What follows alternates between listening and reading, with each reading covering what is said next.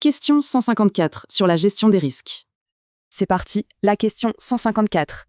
Pour un projet de construction d'un data center, le chef de projet a identifié un risque. Le fournisseur unique d'un système de refroidissement spécialisé pourrait faire faillite. La probabilité est faible, 10%, mais l'impact serait catastrophique, entraînant un coût de 5 millions d'euros.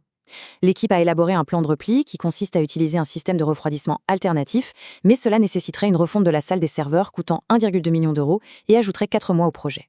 Pour gérer ce risque, la direction alloue un montant spécifique dans le budget. Comment s'appelle cette allocation et à quoi est-elle destinée ? Alors, les options sont A. Réserve pour aléas, destinée à financer le plan de repli si le risque se matérialise. B. Budget de la valeur acquise, utilisé pour mesurer la performance. C. Réserve pour imprévu, pour couvrir les coûts de la faillite. Et D. Coût de non-conformité, représentant le coût potentiel si on n'atténue pas le risque. Allez, pour bien comprendre, décortiquons ce scénario. Premièrement, le risque est identifié. C'est ce qu'on appelle un connu-inconnu. Ensuite, l'équipe a prévu un plan B, le système de refroidissement alternatif. Et point très important, un budget a été alloué pour financer ce plan. Bon, maintenant, passons en revue les différentes options. Alors, l'option A, la réserve pour aléas, est-ce que ça colle ? Oui, tout à fait. C'est exactement ça. De l'argent pour un risque identifié.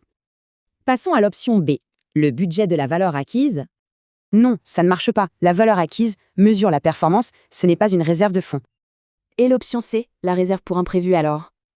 Non, attention au piège. Ça, c'est pour les risques non identifiés, les fameuses inconnues. Et pour finir, l'option D, le coût de non-conformité. Non, ça non plus. C'est un concept lié à la qualité, pas au budget des risques. Bon, après avoir éliminé tout ça, la réponse est évidente. La bonne réponse est donc la A, la réserve pour aléas. Pour résumer, retenez bien, réserve pour aléas, c'est pour les risques identifiés. Réserve pour imprévus, pour les surprises.